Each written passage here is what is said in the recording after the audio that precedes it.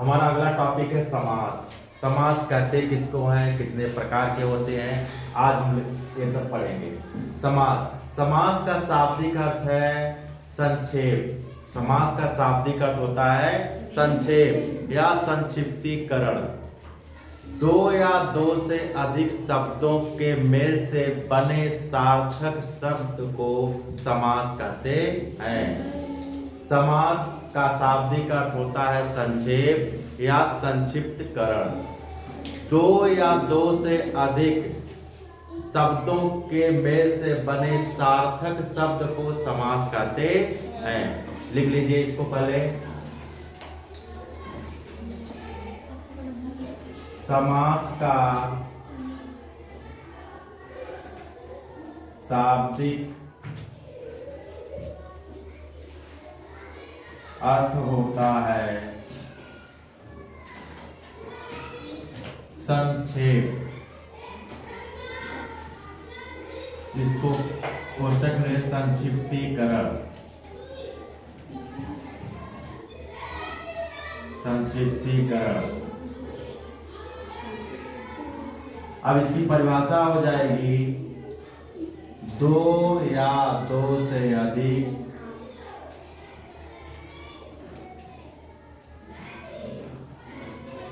दो या दो से अधिक शब्दों के मेल से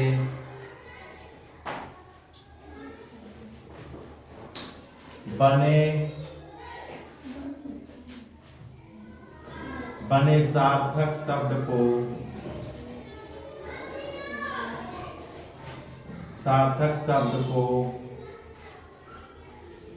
समास कहते हैं।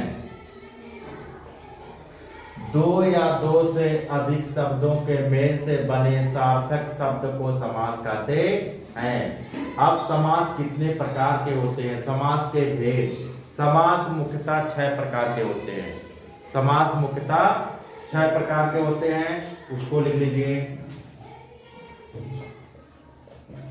समास के भेद या समास के प्रकार। समास मुख्यतः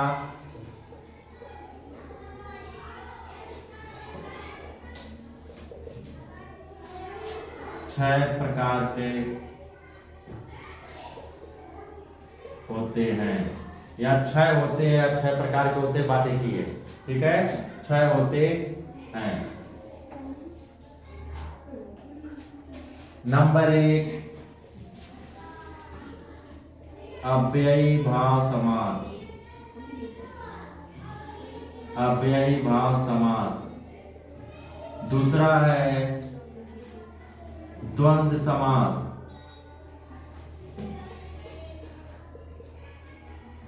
तीसरा है द्विगु समास।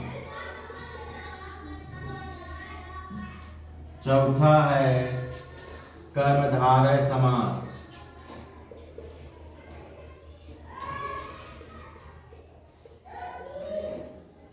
पांचवा है तत्पुरुष समास। तत्पुरुष समास। छठवां है बहुव्रीहि समास। बहुव्रीहि समास। समास हो गए 6। अव्ययी भाव समास, द्वंद्व समास, द्विगु समास, कर्मधारय समास, तत्पुरुष समास, बहुव्रीहि समास। अब एक एक करके हम लोग पढ़ेंगे। अव्ययी भाव समास में जिस समास में पहला पद अव्यय हो उसे अव्ययी भाव समास कहते हैं, तथा इसमें उपसर्ग जुड़ा हो। जिस समास में उपसर्ग जुड़ा हो उसको अव्ययी भाव समास कहते हैं। जैसे यथाशक्ति, प्रतिदिनी आदि। ठीक। दूसरा समास में जिस समास में दोनों पद प्रधान हो, जिस समास में दोनों पद प्रधान हो वहां पे द्वंद्व समास होता है। और इसके बीच में योजक शब्द, योजक का चिन्ह जो है ए वाला वो लगा हो, और एक ट्रिक और जान जाओ इसको पहचानने का, इसमें ये विलोम होते हैं। जैसे रात है तो इसका विलोम दिन हो जाएगा, राजा का, रानी, ये सब जुड़े होते हैं, ठीक है। भाई का, बहन, ये विलोम हो गया। रात का विलोम दिन होता है, राजा का, रानी। वैसे ये इसमें योजक चिन्ह ये लगा है, इसकी पहचान सबसे अच्छी पहचान है, ये विलोम होता है। एक दूसरे के क्या होते हैं? विलोम। इतना लिखिए फिर हम बता रहे हैं एक करके। अव्ययी भाव समास, अब हम लोग पढ़ेंगे अव्ययी भाव समास के विषय में। जिस समास का प्रथम पद अव्यय हो तथा वह प्रधान भी हो उसे अव्ययी भाव समास कहते हैं। जिस समास का प्रथम पद अव्यय हो और वह प्रधान भी हो उसे अव्ययी भाव समास कहते हैं। इसमें एक चीज याद कर लीजिए, ट्रिक है कि जिस समास में प्रथम पद, प्रथम पहले मतलब शब्द के पहले उपसर्ग जुड़ा हो वो अव्ययी भाव समास होता है। लिख लीजिए इसको। जिस समास में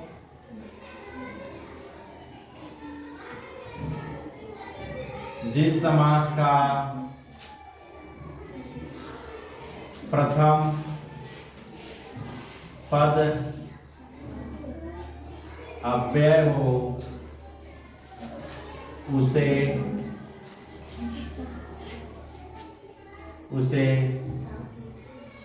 अव्ययी भाव समास कहते हैं। अव्ययी भाव समास कहते हैं तथा वह प्रधान भी हो, तथा वह प्रधान भी हो उसे ही अव्ययी भाव समास कहते हैं। इसमें एक ट्रिक है, जिस समास में पहले शब्द के पहले उपसर्ग जुड़ा हो, जिस समास में शब्द के पहले उपसर्ग जुड़ा हो वहां अव्ययी भाव समास होता है। इसका ट्रिक लिख लीजिए।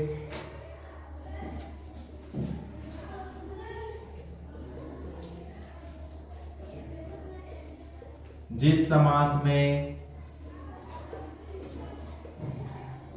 शब्द के पहले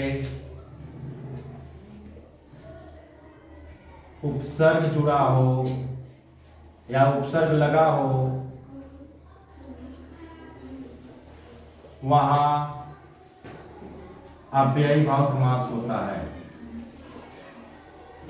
अव्ययी भाव समास होता है। जैसे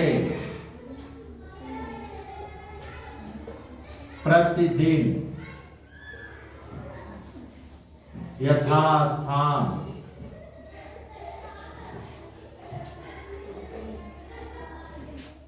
प्रतिदिन, यथास्थान, ठीक।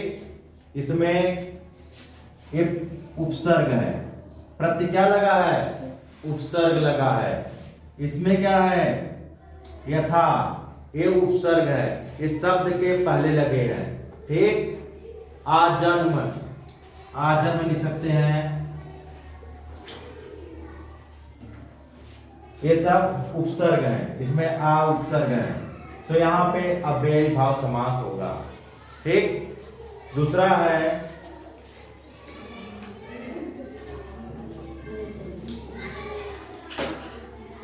द्वंद्व समास। दूसरा है द्वंद्व समास। जिस समास में दोनों पद प्रधान हो, पहला पद ए वाला और दूसरा ए वाला हो, वहां पे द्वंद्व समास होता है। जिस समास में दोनों पद प्रधान हो उसे द्वंद्व समास कहते हैं। इसमें एक ट्रिक है जिसमें योजक चिन्ह लगाओ। योजक चिन्ह मतलब डैश, जिसमें योजक चिन्ह लगा हो और वह विलोम शब्द हो, और क्या हो, विलोम शब्द हो, उसे ही, और बीच में उसके और शब्द का लोप हो, उसमें और छुपा हो, वहां पे होता है द्वंद्व समास। लिखिए इसको,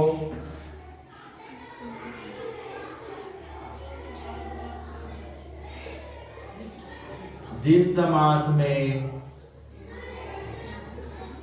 दोनों पद प्रधान हो उसे द्वंद्व समास कहते हैं। दोनों पद प्रधान हो उसे द्वंद्व समास कहते हैं। जिस समास में दोनों पद प्रधान हो उसे द्वंद्व समास कहते हैं। ट्रिक है इसकी,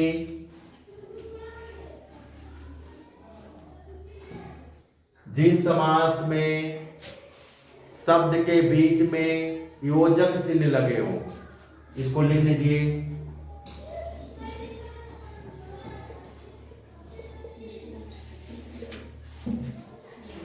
शब्द के बीच में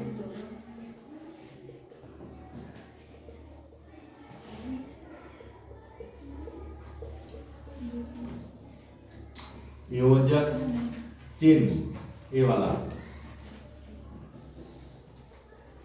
लगा हो, वहां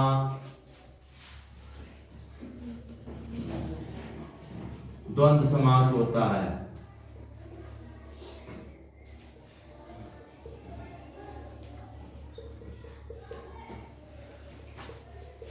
तथा आपस में विलोम हो, तथा आपस में विलोम हो और विलोम शब्द हो। लिख लो आगे इसके,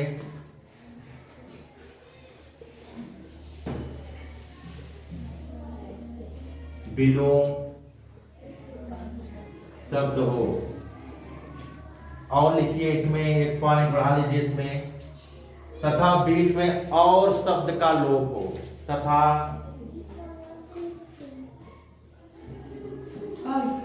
बीच में और शब्द का लोप हो, वहां द्वंद्व समास होता है। द्वंद्व समास होता है। जैसे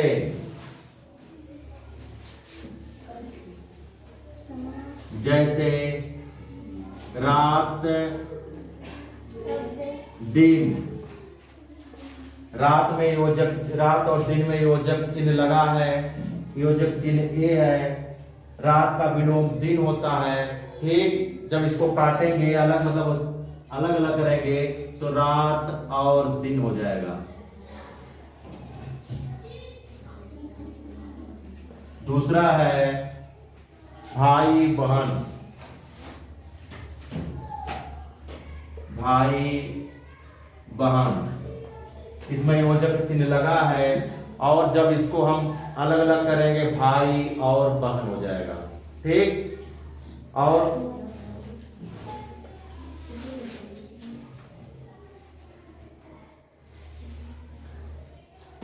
तीसरा समास है द्विगु समास। तीसरा समास है द्विगु समास। जिस समास में पहला पद संख्यावाचक हो उसे द्विगु समास कहते हैं। जिस समास में पहला पद संख्यावाचक हो उसे द्विगु समास कहते हैं। जिसमें मतलब इसका इस तरह समझ लो, जिसमें गिनती पहले हो, जिसमें गिनती का जिक्र हो वहां पे द्विगु समास होगा। जैसे चौराहा मतलब चार रास्ते, चौ मतलब चार, चार रास्ते जहां मिलते हैं उसे चौराहा कहते हैं। ठीक, पंचवटी पंच मतलब पांच, पंच मतलब क्या होता है? पांच। सप्त ऋषि मतलब सात ऋषि। कितने ऋषि? सात। जहां पे संख्यावाचक हो वहां पे कौन सा समास होगा? द्विगु समास। जिस समास में, लिख लीजिए इसको, जिस समास में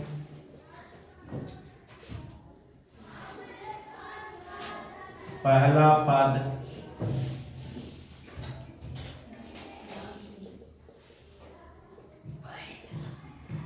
संख्यावाचक हो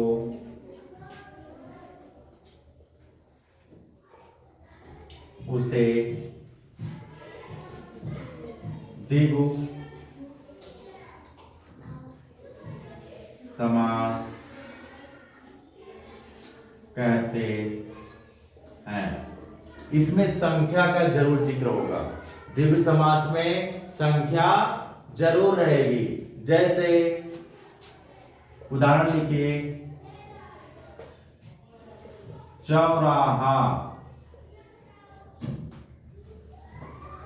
पंचवटी, सप्तऋषि,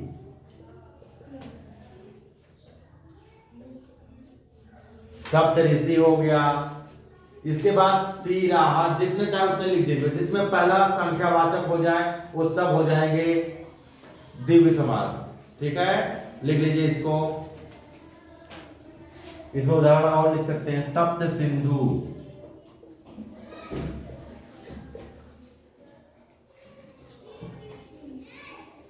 लिख लीजिए इसको।